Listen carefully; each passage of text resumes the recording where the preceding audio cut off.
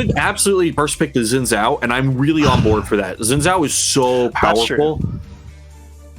They take the Kha'Zix out. I want to see the first pick Xin Zhao. If you're going to give Xin Zhao over to CB Rush, it feels like you're laying down, dying, and you're just saying, hey, there's the truck. I'm going to lay down. You can hit me with it, and just keep running me over. Just back, forth.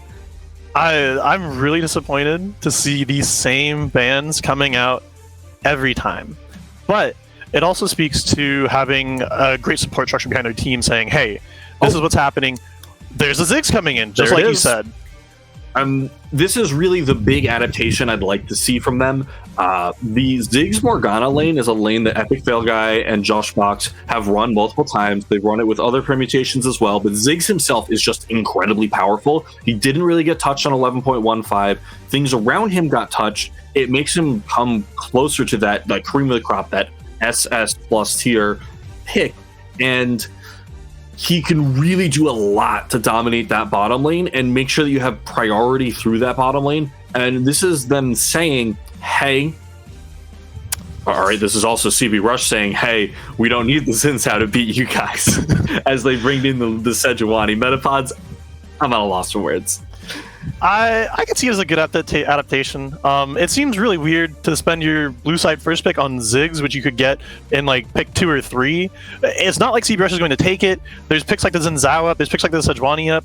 I think they just overlooked it and they said, hey, we're going to take the Sedge into the Xin Zhao again. It worked to stop him early game, but CB Rush just threw a huge wrench into the game plan now. They have the Sejuani this time. I assume Skiz takes the Xin Zhao, but I don't know if they're going to like that side of the matchup. Skiz could take his Diana still. Okay, Skiz is going to go for the Jarvan. So we do have the Ziggs Morgana come through, which is, as mentioned, very powerful. Morgana excellent against Sejuani Braum.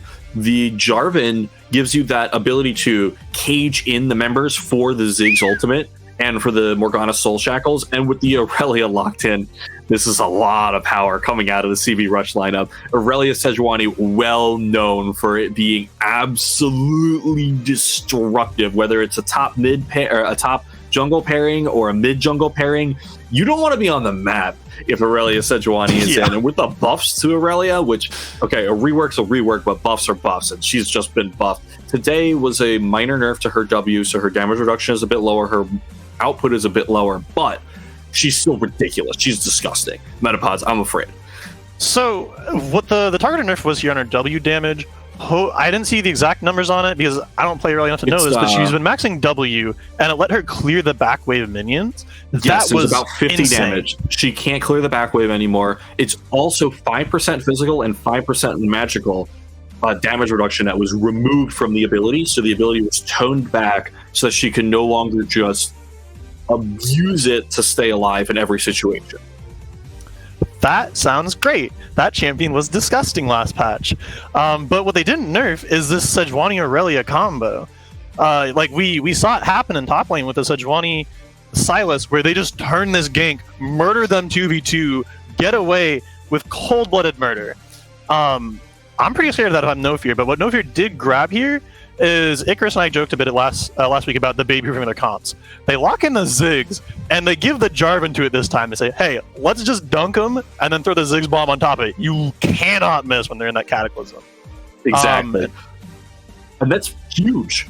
But with the bans that have come through, with the Lucian and the Yasuo off the table, there's going to be a bit of an opening. So you get your counter pick in the mid lane, but Aurelia could be flexed to top lane. And with that in mind, all right, so we see the Ziggs flex.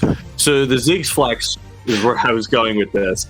Oh, and the Jarvan flex. Oh, that one is a little bit more interesting. The Samira Morgana lane is actually really great into Braum because Samira is enabled by Morgana Black to be able to do whatever she wants.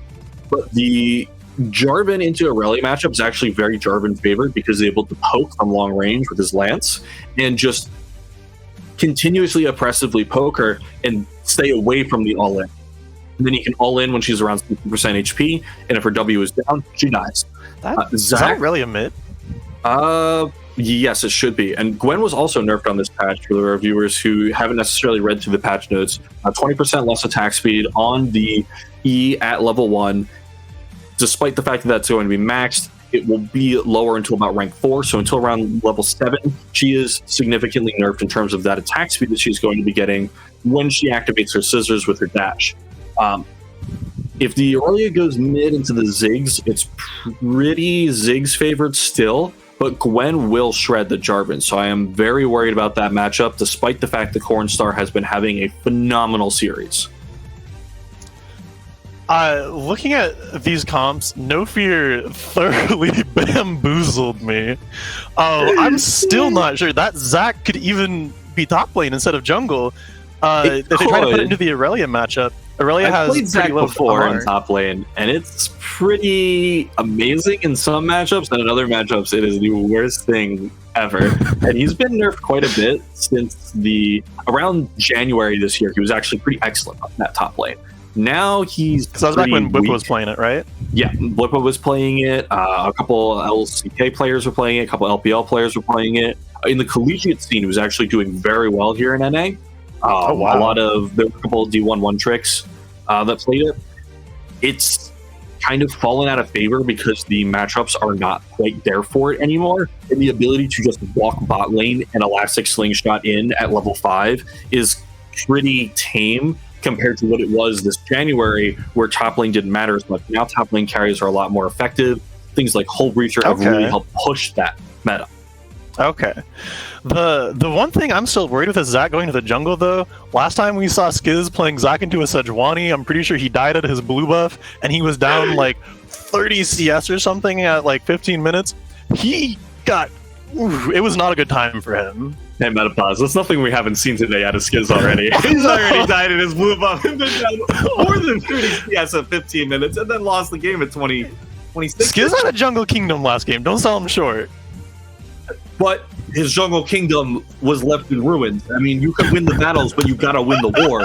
And at the end of the day, we're looking for No Fear Wolves to actually win the game. And if Skiz is gonna Jungle Kingdom with his back into Sejuani, he's gotta then translate that to a game victory. And really, in this composition, I'm looking at Epic Fail Guide, and everything rides on this Samira pick. You give that the Black Shield, you give that the Cataclysm, and when Samira goes in there and spins in circles and does billions and billions of damage, because Aphelios was 200 years, Samira came second, and she's just got more, you have to win. I really like what they did in their draft here. By when CB Rush, they lock in the Sivir, immediately answer it with that Samira, and suddenly this Sivir thought she was going to be peacefully just farming waves against the Ziggs, no biggie, has to go up against a Samira Morgana with a Braum to protect her. Samira just dashes in and melee autos you. Your Braum's doing nothing. He can't stun her. He can't get her off you. Sure, you can try to max your W for a little bit of the resistances after your Q, but that's going to be rough. Especially if they have the Zac coming down there, like you said earlier. I fully expect if they win this game, it is off of Epic Fail Guy. Yeah, and Metapods, look at the value of Inferno Trigger against this team. Aurelia, melee. Sejuani, melee. Braum, melee. Gwen, basically melee. Sivir, short-range ADC. You get in there, get to S, spin. S stands for spin. Inferno Trigger, go. Hit all your abilities to get on out of there, and most of them should be chunked pretty heavily, or not, if not dead. Add in a little bit of Ziggs, a little bit of Morgana, a little bit of Jarvan, maybe some bouncy time from the Zac. You got yourself a nice little combination of different abilities that can come through together to actually make another Wombo combo team for No Fear Wolves. My question to you is, Metapods, can they make the adaptation coming into this third game to actually get the team fights on their terms with their ultimates lined up in Vision without falling apart again? So the thing about playing Zac is you position around walls, you play around Vision. No Fear's problem has been they're just walking into control wards and dying. When you're playing Zac, you at least have the safety net of I'm probably not going to elastic slingshot straight into Fog of War. So they might not get in as much trouble this time. And with more, I don't know who's playing that Jarvan. It could be Cornstar or Cute Raichu with another trigger here to pull. Wait, I think they might have. We're going into the game already, and we've got a few minutes of the spectator delay, but True. Cornstar has the Samira. Oh, Metapods. Expand your mind. We need to go a little bit deeper.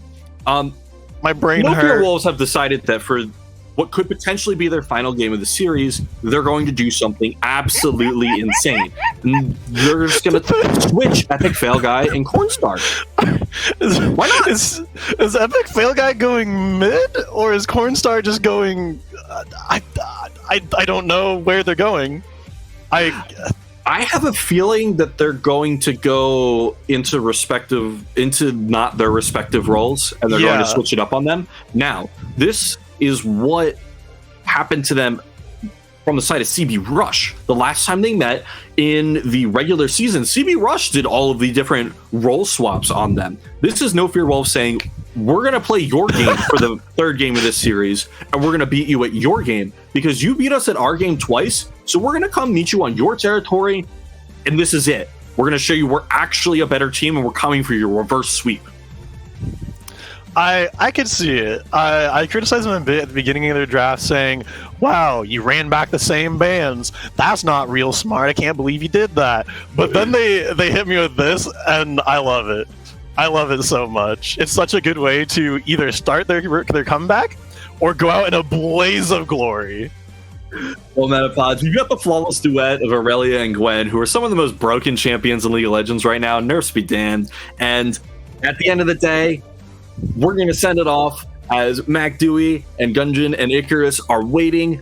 In just a few minutes, they're going to be bringing you Game 3 of our finals here at Mid-League for Excellency. And I am so excited to see either CB Rush win or No Fear Wolves take us to that epic Game 4.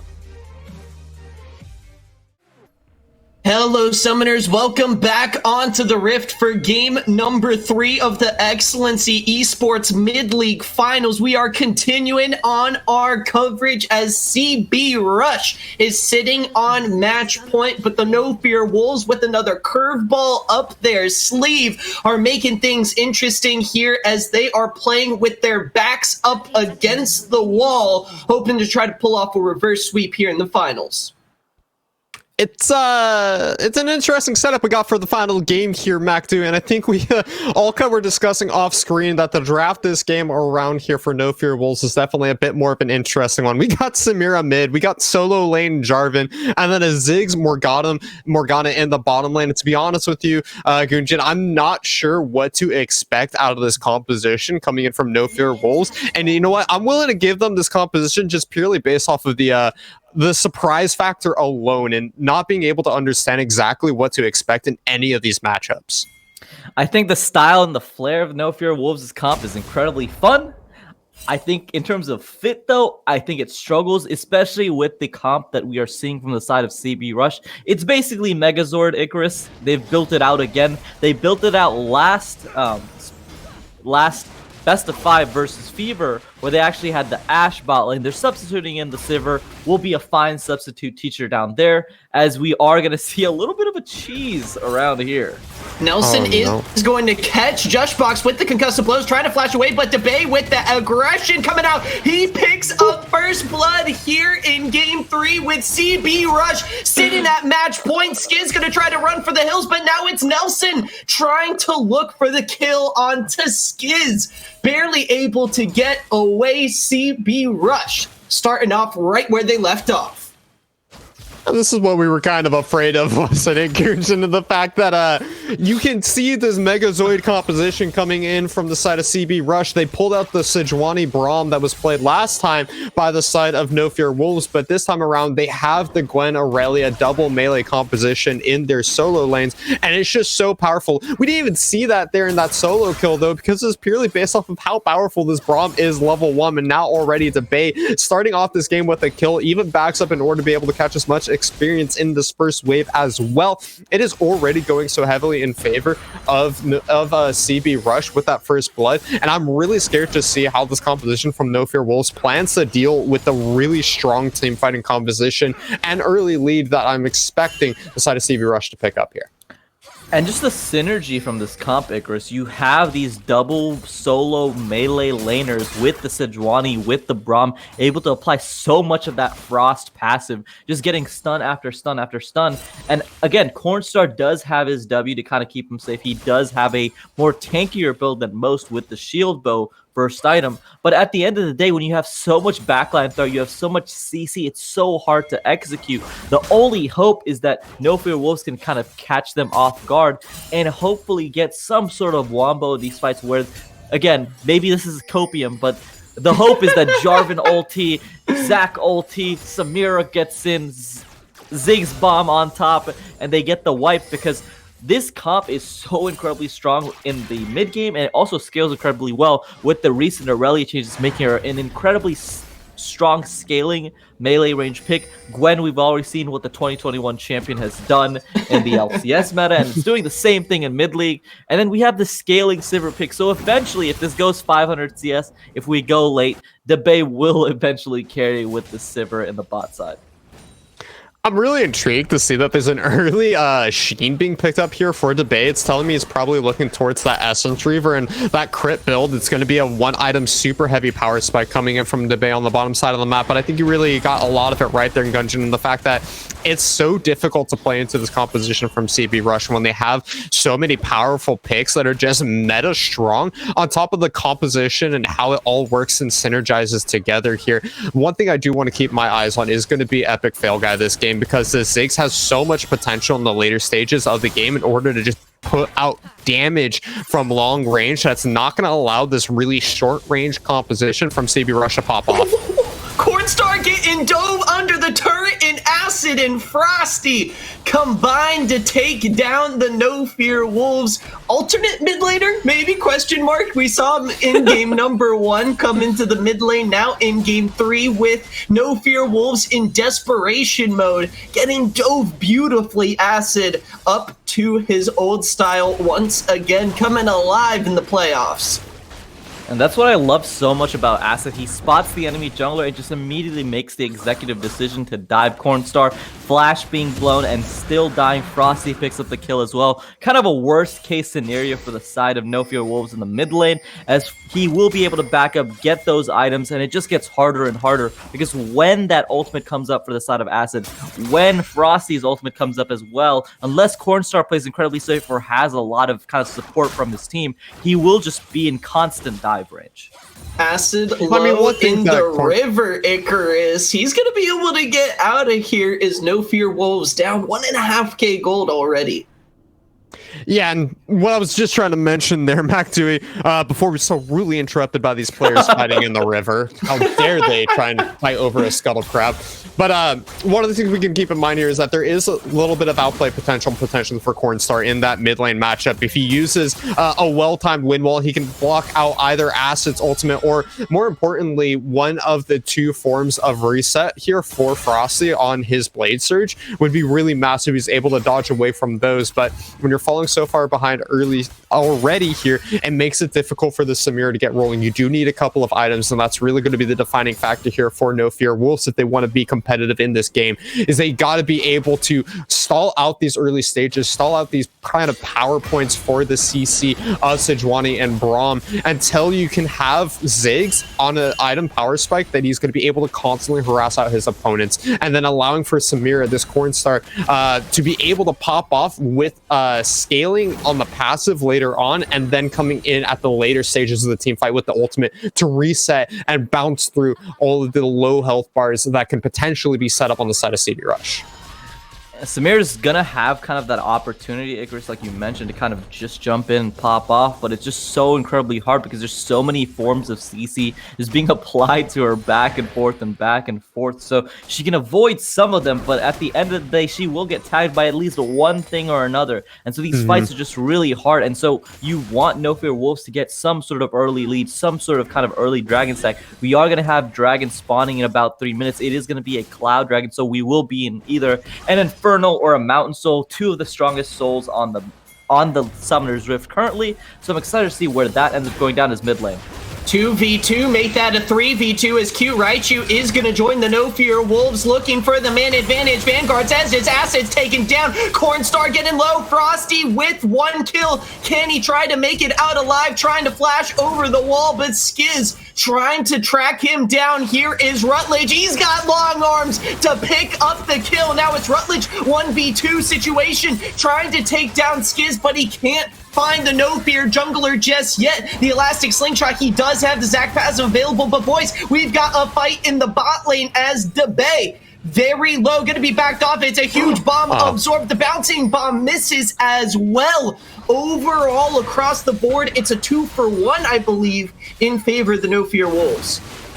I thought that kill was going to be a lot closer onto the Bay there, but he still has both of his summoners available. The flash and heal are up if that spell shield was down, so he was safe one way or another there. But I really like that play coming in from No Fear Wolves. The ability to take a teleport advantage on the top side of the map and turn it into a mid lane double kill.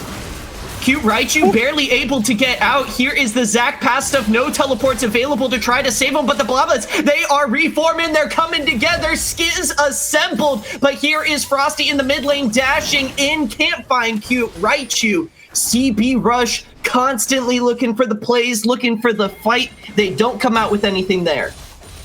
And it was a great turnaround there by the side of No Fear Wolves in order to keep their members alive. He lost the passive on Skiz. Cute Raichu dropped down extremely low, but Cornstar was able to play the base defender for his team, keep his teammates alive. Oh, so important here. They've managed to keep this early game lead down to 1,000 gold as we're starting to crest over that 10-minute mark here. Another dragon spawning in about 45 seconds here. And so it's going to be really big, this next fight coming up here for the side of No Fear Wolves. If they lose too many members fighting for the second dragon that they want to pick up in order to get themselves towards that dragon stacking that Gunjan mentioned earlier, then they're going to start to fall behind at an extremely fast rate, because there's ultimates available for everyone on the side of CB Rush, or at least they'll be up and available by the time that this dragon is going to be spawning on the map in the next 20 seconds. And it is a dragon that's not kind of immediately contestable. It's not something that kind of forces you, as we are going to see fighting in the top side. Again, Gwen just going all in. Jarvan tries to go for something, but Sejuani doesn't have ulti, but she applies the stun, and Jarvan is just cut down. What a great gank from Acid, and just this slows from Gwen, Mac Dewey. It's just so incredibly strong. You just can't ever get away. That is going to be a kill going over to Acid in the top lane. Rutledge finally getting some breathing room in this top lane matchup, as he's hoping to have a big game on this Gwen. Everything coming together for CB Rush, but the dragon advantage, the dragon control over to No Fear Wolves right now. They're looking to pick up their second one of the game. Yeah, and I think this one's going to be going over to the side of No Fear Wolves here. Pretty clean and easy. With that Sejuani on the top side of the map, still Acid's not even looking to contest it. Instead, picking up a Rift Herald for himself here. I am curious to see, okay, it's going to be a Mountain Soul for this game. You were really hoping for an Infernal Soul if you were the side of No Fear Wolves here, in order to allow the Ziggs to continue to do more and more damage. But a Mountain Soul is still a pretty good one to have here. Having that additional shield and the resistances in order to deal with a lot of the damage that's going to be coming in from the triple threat comp from the side of CB Rush here is really massive, especially considering that Cornstar and Skiz, Cute Raichu all want to be playing this very in-your-face frontline style of gameplay here. I do want to see Skiz try and make more plays happen. He's reached that level 8, almost level 9 mark on Zac. He's going into the bot lane. Let's bounce around here. Not quite yet. DeBay is going to take the binding for Nelson. And Skiz trying to make a play happen in the bot lane. Coming up a little short. He does have vision control in this bush. Epic Fail Guy, not a lot of mana, does level up. And it looks like the No Fear Wolves are going to back off. Hey, Chris, it feels like a little bit of a caster curse right there. You talk about Skiz being a little bit progressive every time, or impactful in the early game, and they get it right there. Frosty is going to get the Rift Herald drop mid. He does have Zac kind of covering him. Will get CC'd, but shouldn't be too much as there's... Oh, I'm completely wrong, guys. I'm sorry, what was that, Gunjan? He's going to be alright? What I meant to say was Cornstar is going to one-shot Frosty. They pick up the kill mid. They pick up a kind of a big gold influx into Cornstar as well. He's going to be able to push in the wave. And one thing I was going to talk about was that kind of breaking open these towers to the side of CB Rush is kind of doubly impactful, because not only do they have these strong side lane threats, once they can crack open either this bot lane or this mid lane outer tower, they can then rotate this Aurelia into the side lane, and then we get to a situation where who do you send side to Masher? Because you can't send Cornstarch because he gets run down in the long lane, and you can't send Ziggs because he also gets run down in the long lane. So cracking open these towers is super important, and I thought it was going to happen there mid, but a little bit too greedy, and Cornstar picks up the kill. Nelson gonna be forced to flash away as Skiz has found everyone. A huge bomb gonna try to get healed up by DeBay. Then him and Nelson gonna be forced to back off, but look at the pick here onto Cornstar. He gets absolutely deleted. Here is Rutledge now coming down to the bot lane. It is CB Rush. They see the green light. They see the fight that they want to take. Jushbox and Epic Fail Guy gonna try to go back to the tower, but here is Frosty, the Vanguard's edge, the edge they needed to pop off here. Frosty gonna get taken down under the turret, but it is a 3-1 fight going the way of CB Rush. Teleport just barely not available for Cute Raichu there, so it's an outmanned fight there, and it gets picked up by the side of CB Rush. They're looking to find these team fights that they need oh so desperately in order to balloon this game in their favor here, but they're finding the kills on such important members. 4 kills for Frosty. He may have gone down in that fight, but hold on. Nelson trying to play do-si-do, but Cute Raichu is tired of these games. He's going to be able to get a return kill in the bot lane. He does have teleport, but for right now, he's losing a pretty massive wave up in the top lane. It's such a bloody game so far, Gunjan and McIntyre, because, yeah, everybody constantly looking to take these trades, constantly looking to take these fights. And honestly, if you're No Fear Wolves, I like this for you guys, because you know what? You got game 3 here, and the fact that you're not holding back and you're still looking for plays, still looking to be aggressive is exactly what they need to be doing here. I'm surprised that there's not been more team fights full on happening here. With Dragon coming up in a minute 15, I do expect there to be another massive fight to start up here. Top side, though, more trading, just constantly looking to fight here from everyone on both of these teams. And while there is constant fighting, and I love the aggressiveness from the side of No Fear Wolves, my biggest problem is that as this game goes later and later, I prefer the CB Rush comp so much more just synergistically in terms of the damage profile as well, as Zach is just 100% dead as he gets... Oh!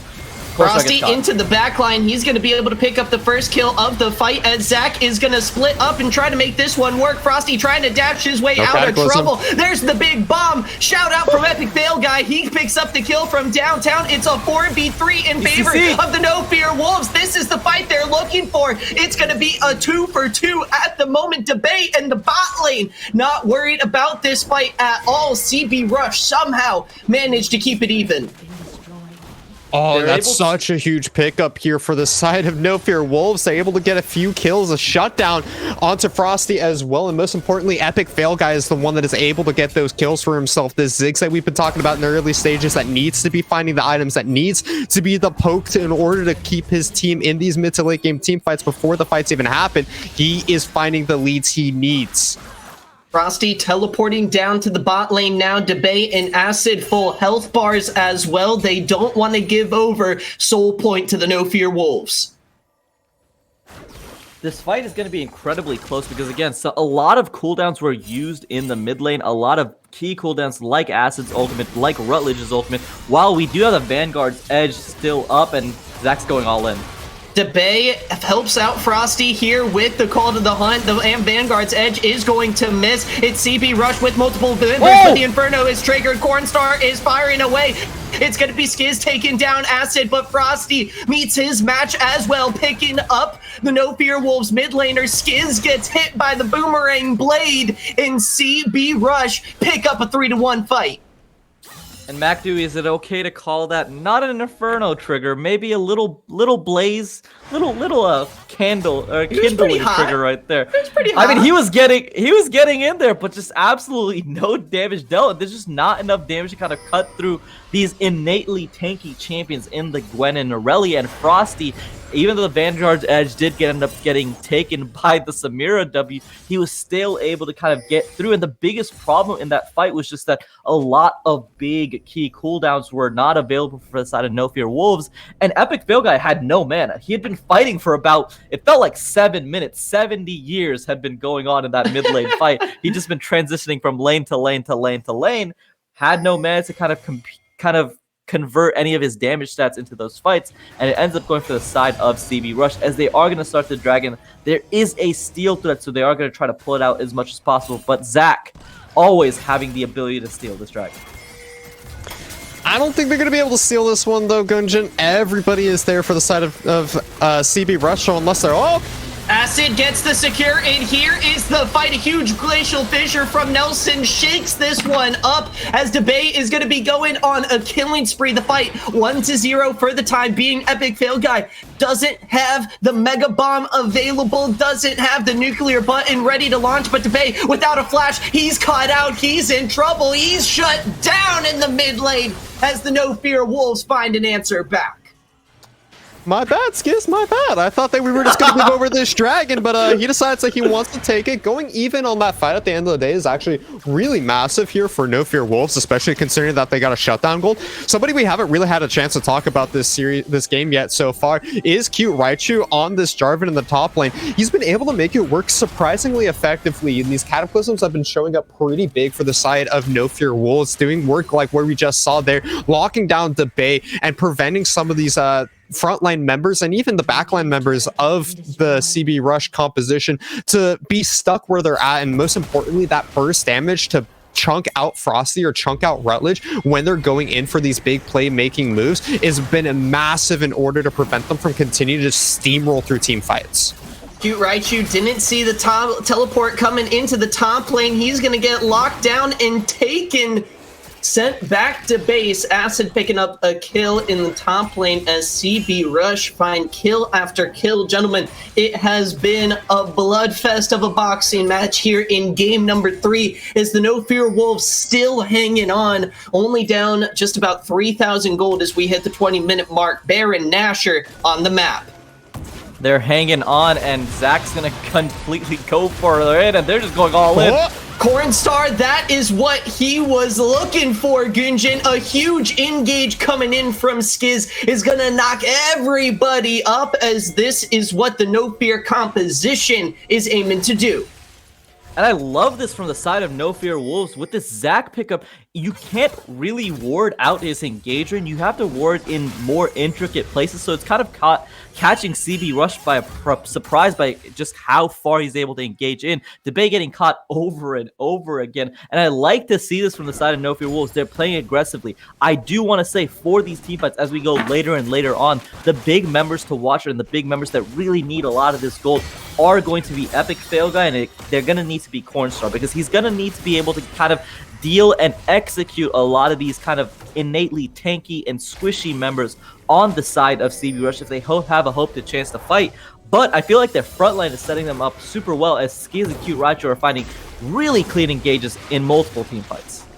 I think you really got that well put, Gunjin. It's coming down to Skiz's playstyle throughout this series so far. He doesn't like to go for a whole lot of early ganks, but by picking up this Zac and waiting till the mid stages of this game, now that he's gotten that full elastic slingshot leveled up, he is just constantly looking for these downtown engages, and it's working out really nicely for the natural playstyle that he has for himself. If you can't play early on the Diana or on the Xin Zhao, then pick something that's going to scale into the mid game and be just a constant threat to the backline and even the frontline members here again of CB Rush, because Gwen and Aurelia, yes, they have a lot of sustain in a fight, but when you're playing this Zac who has just so much CC, you can't sustain if you're being bounced around, slapped up, slapped down, left, right, center. Epic Fail Guy throwing in a bomb on top of all of it, and then a Cataclysm to lock you in. There's only so much you can do to survive. Having that two completed items on Frosty now is going to mean that this next upcoming team fight is going to be a little bit scary, and I need to start seeing some executioners calling some grievous wounds being picked up here from the side of No Fear Wolves, so they want to continue and try and go toe-to-toe here with CB Rush.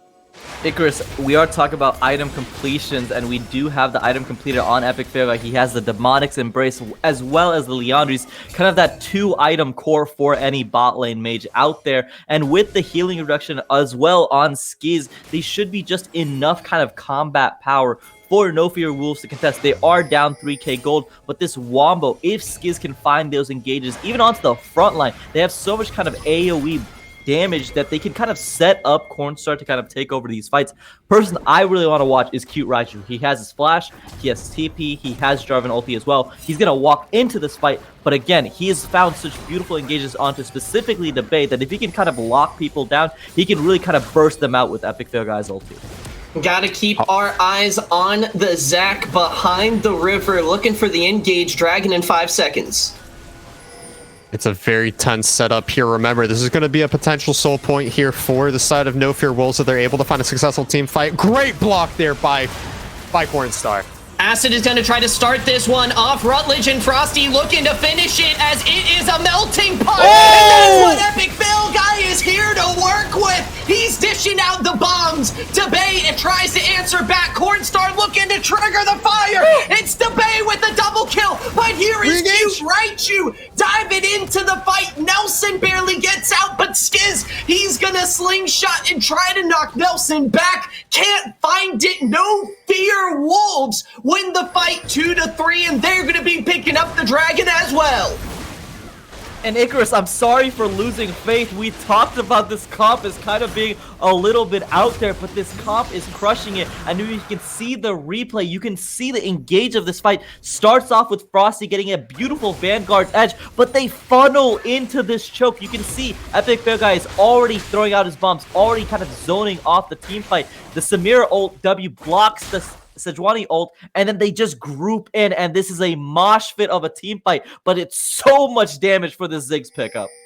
And that's really what something that we were trying to get at here is the Ziggs being able to put in so much work versus this quadruple melee composition. If he's able to get that massive Infernal Bomb out there, it's going to mean that he can just chunk out enemies. And he 3-0-6, Epic Fail Guy finally having the performance we need to see out of him in this third and all-important game versus the 2-0 CB Rush here in Grand Finals of Excellency Mid-League. You love to see this resilience coming in from this team. And you're right, Gunjan, I hate to say that we didn't have much faith in this team, but they are proving us wrong here in this game.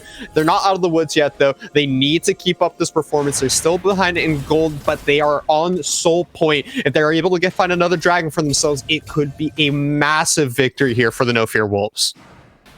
And we are at a situation here, Icarus, where with the comp that is built out from the side of No Fear Wolves, it's really hard for Debay to really kind of get in there and auto-attack people down because there's so much either bombs, Morgana bindings, and threats. Zac just kind of always threatening a jump in that he's never able to kind of sit down, just throw those boomerangs out. And so his effectiveness, while he does have a good scoreline, the amount of damage he's kind of getting off in these fights is so limited. And so if we get to a point where Mountain Soul is picked up for the side of No Fear Wolves and Frosty and Rutledge can't kind of do the majority of that damage, it gets harder and harder for CB Rush to execute. I'm really scared for their comp because it feels like that while the gold is still in their favor, the tempo and kind of the map state is turning for the side of No Fear Wolves. It's a very difficult situation here for both of these teams, to be honest with you. Feels like CB Rush, for the first time in a long time, is struggling to find any very successful grip in this game. You really pointed out there the tempo being in favor of No Fear Wolves, Gunjan, and it's because of how aggressive No Fear Wolves have been playing, despite the fact that they've been down in gold this entire game. And I like to see that aggression. It shows signs of life for the side of No Fear Wolves. What they need to continue to do forward here, though, is just wait it out more. Allow yourselves to go towards that Dragon Soul, which is going to be coming up in about 2 minutes and 15 seconds here. But this is the first time that we've really seen some downtime between both of these teams. It's 29 kills in 27 minutes, and they're actually backing away here. And this is smart from the side of CB Rush. They understand that the game has been kind of getting out of their control, and instead they're taking a back step here. And look at the ward coverage they've been able to develop for themselves most recently. And they have a lot of defensive wards that they want to continue to push the pressure that they've had throughout the early stages of this game. They need to try and push this ward coverage forward and continue to pressure these objectives and not allow good team fight setups for the side of No Fear Wolves. Do you want to welcome the Unified Raid coming in and joining on the Mid-League Finals hype? It's CB Rush taking on the No Fear Wolves, and we are on the edge of our seat here in game number 3 as the No Fear Wolves are hanging on with their back up against the wall. Their backs are against the wall, but a player to kind of really watch if you're just coming in is Cute Raichu. He's been able to match toe for toe not only Rutledge's Gwen, but he's also been able to match Frosty's Aurelia in the side lane. And something I wanted to mention was that CB Rush do have that side lane comp. Something I was talking about was that once these towers...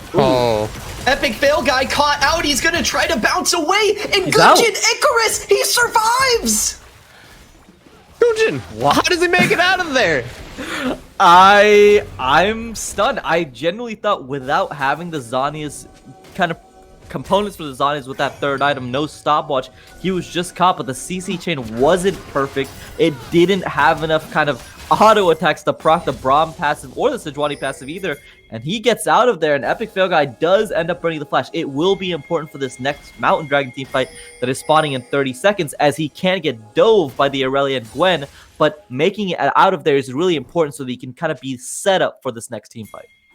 I do want to keep in mind, though, that there's so many ultimates that have been blown because of that as well. You don't have Acid's ultimate. Debay and Nelson also using theirs in order to try and make that play, and without them getting the pick on an Epic Fail Guy, will require Frosty or Rutledge to really make that huge, massive play for the team.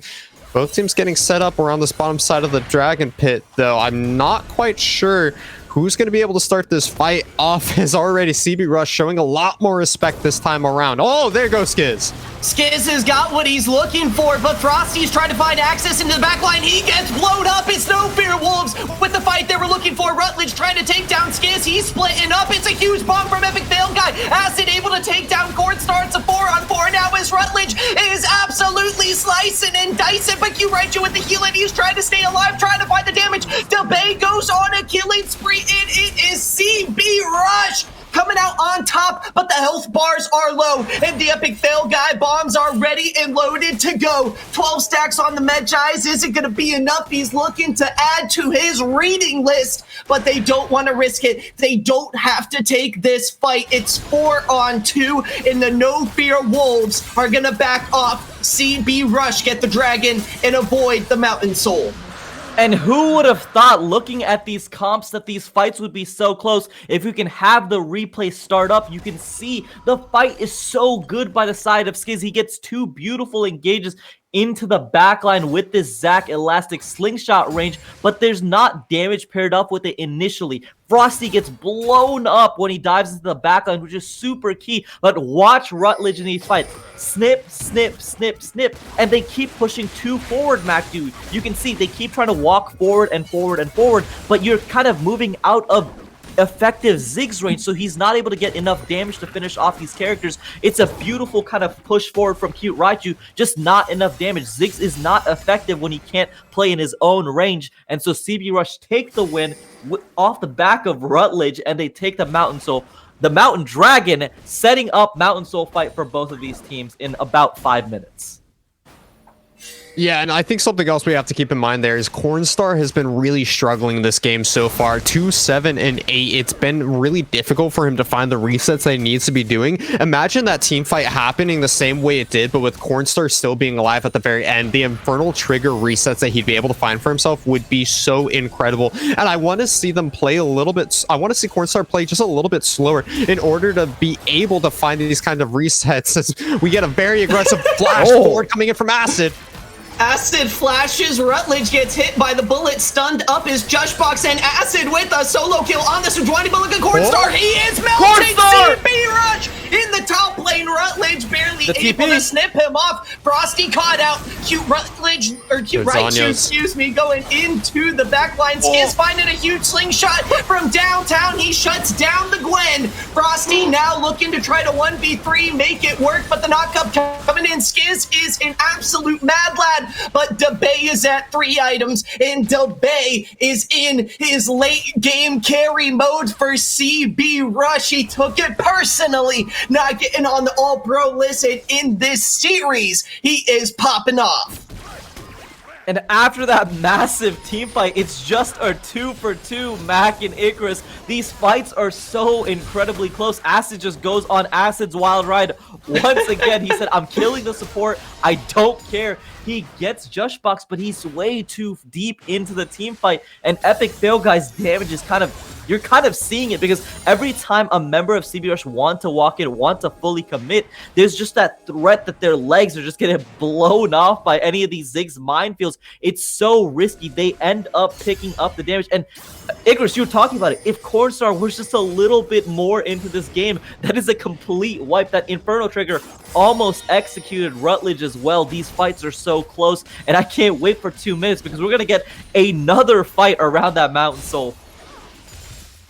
It's going to be a very intense fight here. Something else I do want to point out when it comes to Cornstar, people forget that the base scaling on the Samira Infernal Trigger was nerfed several patches ago, and it's kind of what took her out of the meta, is not having that super strong ultimate at level 6. Now that Samira's level 16, Cornstar is going to be triggering so hard in these late game team fights and going to be doing so much damage here. We were mentioning earlier that it wasn't an Infernal Trigger, but like a candle lick. Now it's going to be that Infernal Trigger that we need to be seeing here. Also picking up an early Lord Dominic's regard here, putting in so much work versus the super tanky frontline members that are on the side of CB Rush is a really smart idea and adaptation here from the Samira player. However, I still need to be seeing more grievous wounds being picked up on the side of No Fear Wolves. You have triple sustain items coming in from Frosty. Rutledge also having that natural Gwen healing on top of the Rift Maker makes it so easy for Frosty to sustain in these fights, no matter how low or how deep he's been going into these fights. And we saw that in the last topside play, that it took forever for him to die here. And when the only members on your team are Skiz, who's constantly jumping into the backline, and Epic Fail Guy, who has just the Oblivion Orb to provide that grievous wounds, you need a few more sources of anti-healing if you want to really be taking over these fights and cutting out with all this really close team fights that have been going on. And Icarus, before these fights starts, I do want to talk about some itemizations that come through Void Staff, but Skiz is not going to let me. It's the fight now, and DeBay is absolutely exploded. No Fear Wolves have found the pick they were looking for, and they're getting melted by Cornstar and Epic Fail Guy. The No Fear Wolves find the pick off of Skiz's electric slingshot into the back line. It's a double kill for Cornstar as they get the ace.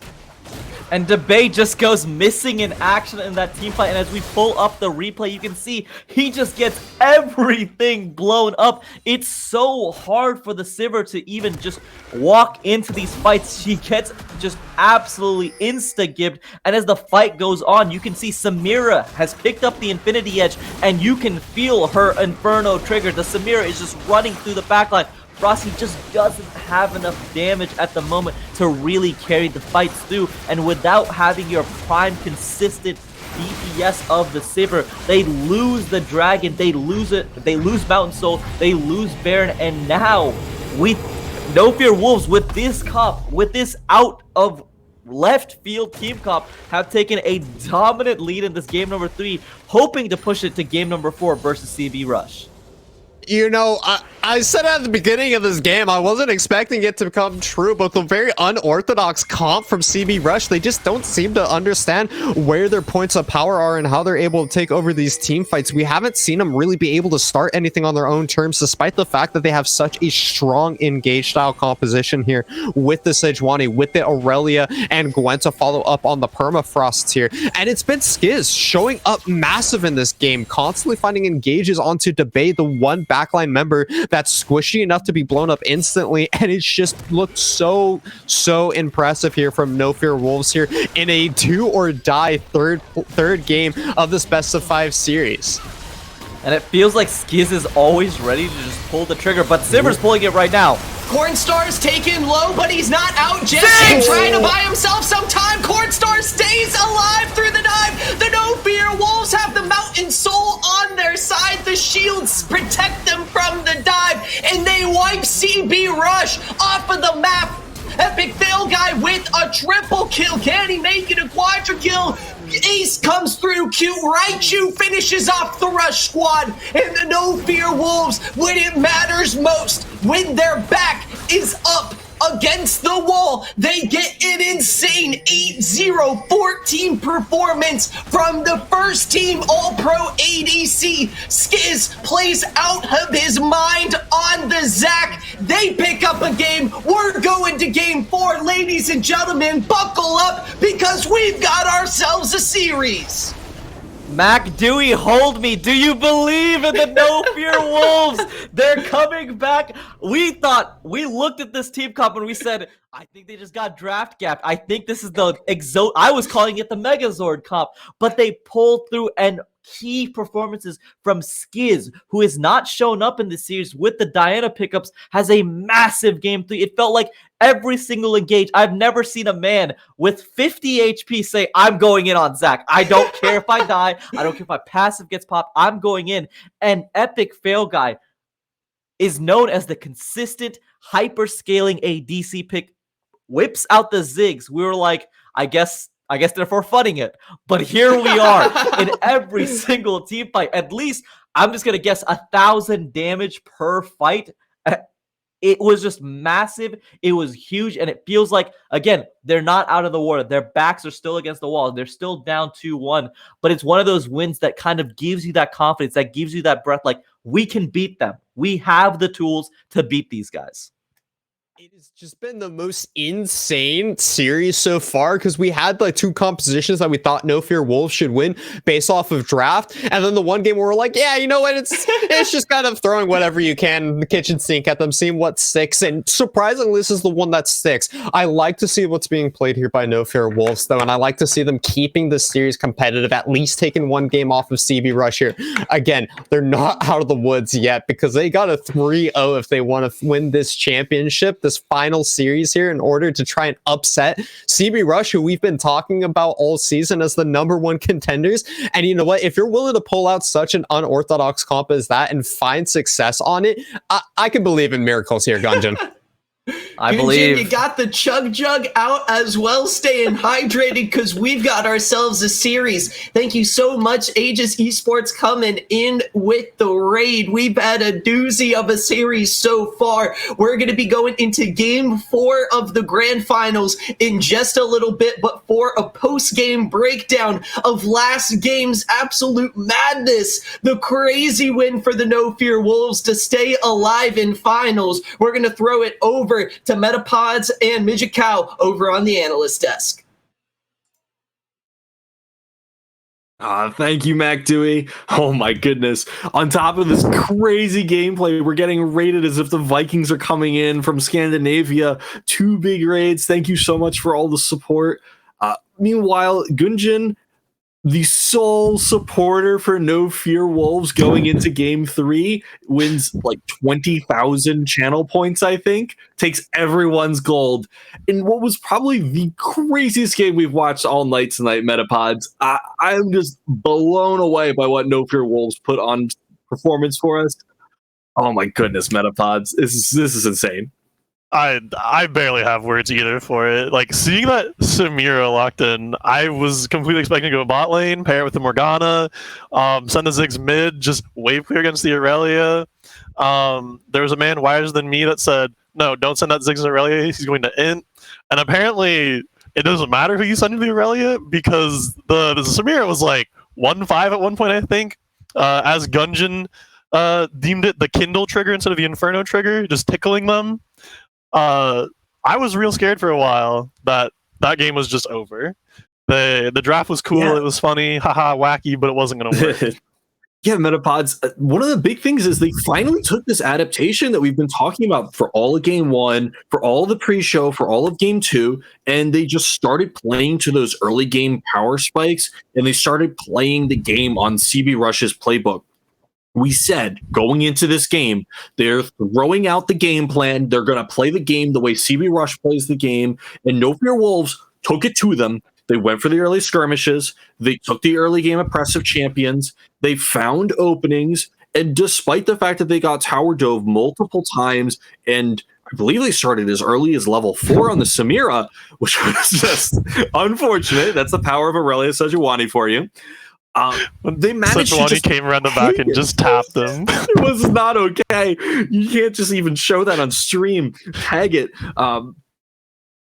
They managed to take that, find gold, and use that gold to then push themselves into that mid to late game, give away a few early dragons, but make sure that you end up with the Dragon Soul. And this was what we're looking for from No Fear Wolves. They found some sort of identity for themselves. They found picks that work. Can they do it again? That depends on what gets through bans, for sure. I really think the Zac doesn't come in this time, or the Ziggs doesn't come in this time. I know CBR was banning it before, and both these teams seem to have some pretty free bans at this point, and they can sub some of these in. Epic Fail Guy in the Ziggs was not touched in any of those fights. He finished with 0 deaths and was like 8-0 and something. It was crazy. And then Skiz, the fights that they were taking, they were winning these dragon fights. They're winning these Baron fights. They got the soul this time because they're not Zac slingshotting into Fog of War. They have vision. They're setting down their control wards. They see him find enemy at dragon, kill enemy at dragon. You have the Zac going in, making a huge disruption. You have this Jarvan coming in and just throwing the Zigzal on top to dunk it all.